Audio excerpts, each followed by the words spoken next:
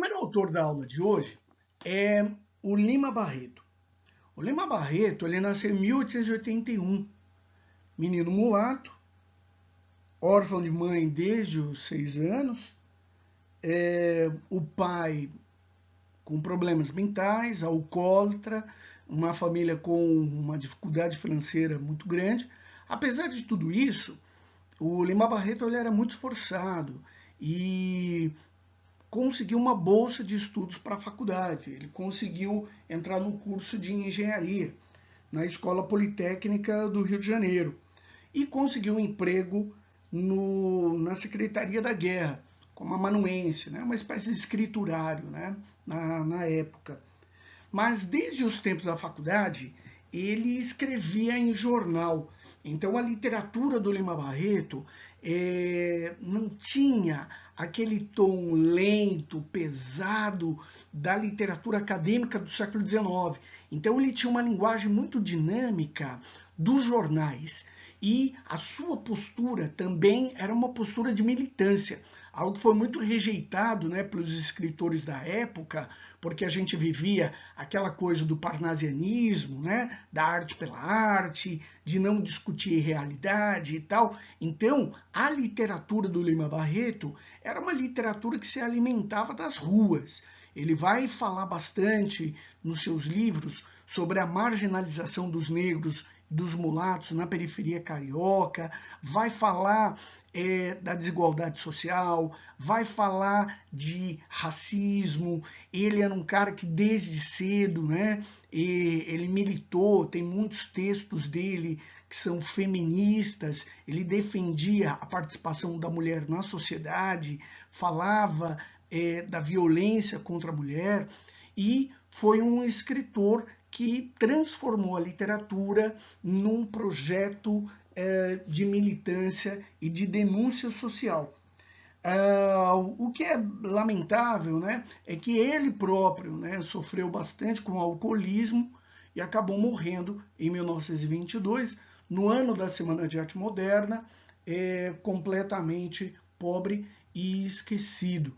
Então, a maior parte da literatura do Lima Barreto a gente vai conhecer por publicação póstuma. Recentemente, na Festa Literária Internacional de Paraty, o Lima Barreto ele foi homenageado.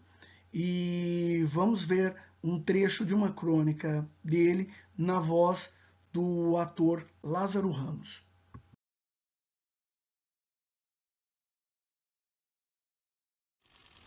Sobre a tal história da proclamação da República, só me lembro que as patrulhas andavam nas ruas armadas de carabinas e que meu pai foi, alguns dias depois, demitido do lugar que tinha. E só. A República do Brasil, a República no Brasil, é o regime da corrupção. Todas as opiniões devem, por esta ou aquela paga, ser estabelecidas pelos poderosos do dia.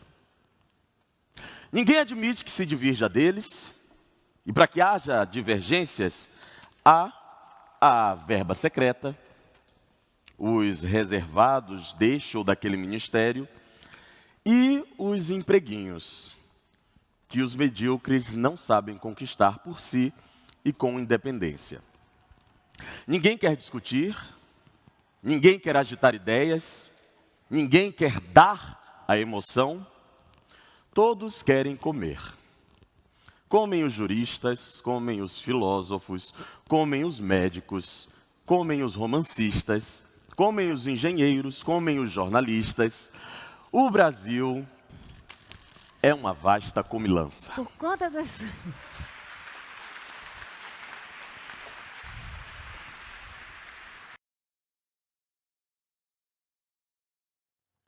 Pois bem, o que nós temos nessa crônica aqui, e depois o que eu recomendo a você, vai dando pausa no vídeo da aula para você ler os textos, poder voltar, observar detalhes, né?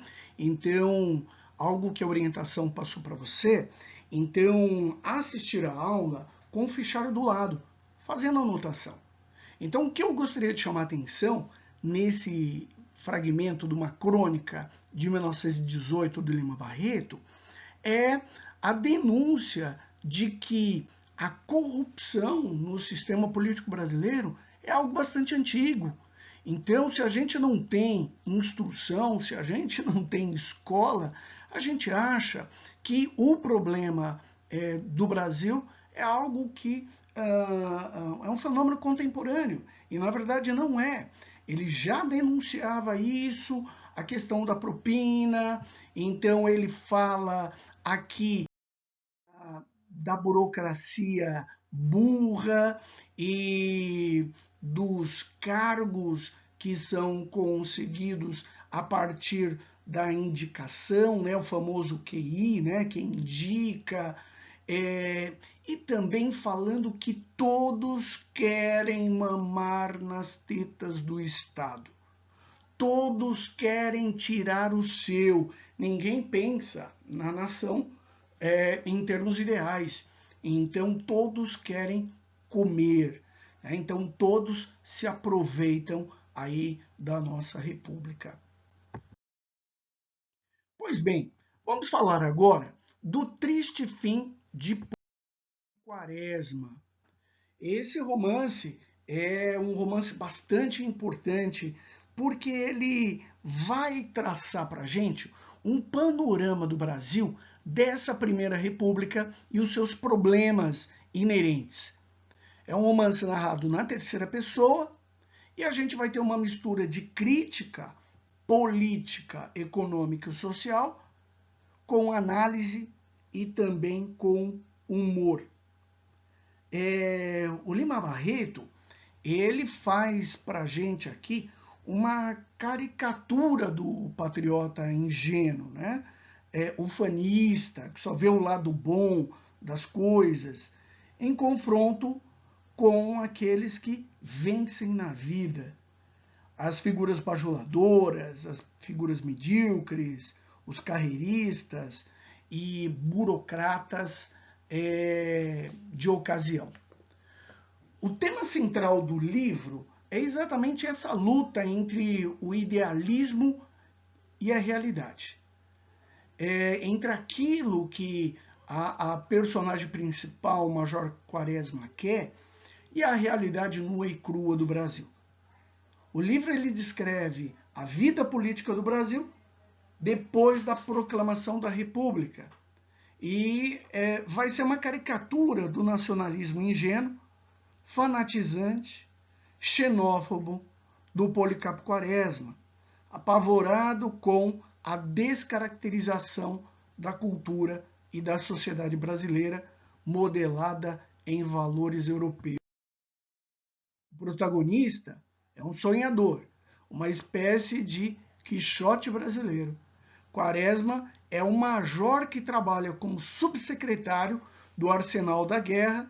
Sua cegueira, contudo, é a pátria. Então, qual é o pano de fundo aí? A revolta da Armada entre 1893 e 1894. O patriotismo do Quaresma, exagerado, acaba se tornando uma obsessão. Passou a ter a ideia fixa de salvar o país por meio de reformas culturais, econômicas e políticas. Então, um funcionário público, digno, pontual, ele fracassa em 3 projetos de melhorar o Brasil, a que se dedica após a aposentadoria. O projeto linguístico, o sonho dele era transformar o Tupi-Guarani na língua oficial do Brasil. O projeto agrário, que era desenvolver a nossa agricultura com plantações sem implementos artificiais, importados, sem pesticidas, né, sem insumos agrícolas. É muito bacana que hoje a gente chamaria de agricultura orgânica, né, que tem maior valor agregado. E por último, o projeto político, apoiar Floriano Peixoto, então conhecido como Marechal de Ferro, durante a revolta da Armada. Então, É triste que o nosso Major Quaresma ele fracassa no seu projeto. O seu nacionalismo desmedido vai ser ridicularizado por todos aqueles com quem convive, incapaz de perceber a pureza das suas intenções. Com essa personagem, o Lima Barreto, ele mostra ao leitor, através dos infortúnios da personagem, o que acontece com os idealistas na nossa sociedade. O triste fim de Policarpo Quaresma é a perda de todos os ideais, quando percebe que dedicou sua vida a uma causa inútil. Eu separei aqui para a gente ler um trecho do triste fim de Policarpo Quaresma. É o momento em que o nosso Major Quaresma encontra o presidente Floriano Peixoto. Vai ficar muito evidente para a gente o tom crítico do texto em relação ao presidente da República, que é nomeado aí de ditador pelo narrador, né? Então o Brasil estava na época sob um regime militar e a gente não pode esquecer o epíteto do Floriano, né? Marechal de Ferro. Na verdade, o major tinha um espinho na alma.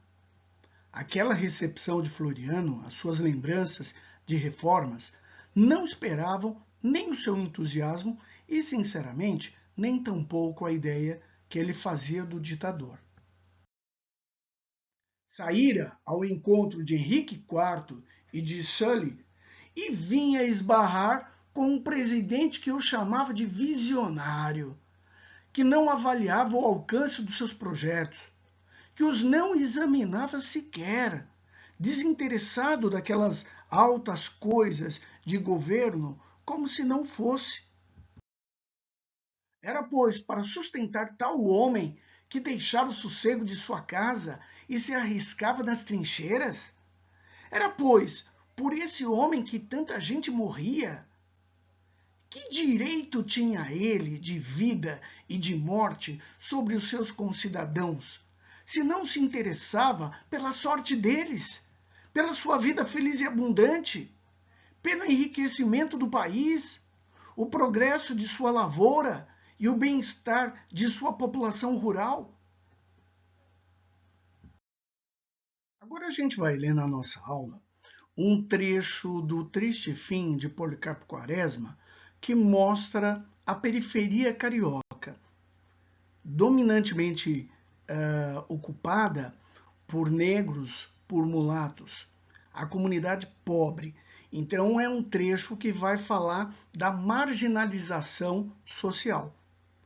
Nessa foto, a gente tem o retrato de uma favela no Morro do Pinto, em 1912, no mesmo Rio de Janeiro. Para a gente entender a cena e a gente fazer uma reflexão, amarrar com a história e com a sociedade, eu vou dar uma olhadinha na nossa apostila, num texto de apresentação, lá na página 68. Olha o que a gente tem. O progresso promovido pela administração de Pereira Passos, no Rio de Janeiro, entre os anos de 1902 e 1906, foi um dos desdobramentos mais marcantes do esforço de modernização brasileira. Mas a urbanização acelerada tinha uma face perversa, a marginalização das classes menos favorecidas, retiradas de seus locais de moradia. Então, o que acontece? O Pereira Passos, ele governou a capital, o Rio de Janeiro, entre 1902 e 1906. Qual era a demanda? Nós tínhamos uma capital do país que ainda tinha uma arquitetura, ela tinha uma visualidade imperial. Então, estava ligada ao governo do Dom Pedro II, ao romantismo, aquele glamour da elite aristocrática brasileira. E o fenômeno do bota abaixo, né? Então o Pereira Passos, no seu governo, ele derrubou bairros inteiros da cidade, abriu avenidas largas, né? Então trouxe prédios de arquitetura moderna para essa capital, que tinha de ser o espelho para o mundo de uma república jovem, recém-implantada no país e que tinha esse espírito da modernidade e da transformação. No entanto, qual o lado B dessa modernização promovida pelo Pereira Passos? Lembre-se que em 1904 teve a revolta da vacina. Então foi uma revolta de caráter popular, que ela teve um caráter aí de tensão social muito grande. E nessa modernização, nessa higienização social, as comunidades pobres que viviam no coração da cidade, junto das populações ricas, então os pobres viviam nos cortiços e os ricos viviam nos palacetes. Então você lembra ali no romance do Aloysio Azevedo, o romance naturalista, o Cortiço. E também vai aparecer lá no Quincas Borba, quando a gente vê a família Cristiano e Sofia Palha, então como eles vão fazendo uma ascensão social e vão mudando de bairros, né? Então dos bairros mais para o interior da cidade, até que eles chegam na orla da praia em Botafogo. Eles começam no morro, lá em Santa Teresa, e vão descendo primeiro para o Flamengo e depois por Botafogo. Então, essas comunidades pobres que viviam nos cortiços, no centro da cidade, então eles foram expulsos para as periferias, para os pés dos morros, aquilo que passou a ser chamado na virada do século XIX para o XX de favelas. Os subúrbios do Rio de Janeiro são a mais curiosa coisa em matéria de edificação da cidade. A topografia do local, caprichosamente montuosa, influiu de certo para tal aspecto. Mais influíram, porém, os azares das construções. Nada mais irregular, mais caprichoso, mais sem plano qualquer, pode ser imaginado. As casas surgiram como se fossem semeadas ao vento, e conforme as casas, as ruas se fizeram. Algumas delas que começam largas, como bulevares, e acabam estreitas que nem vielas. Dão voltas, circuitos inúteis, e parecem fugir ao alinhamento reto com um ódio tenaz e sagrado.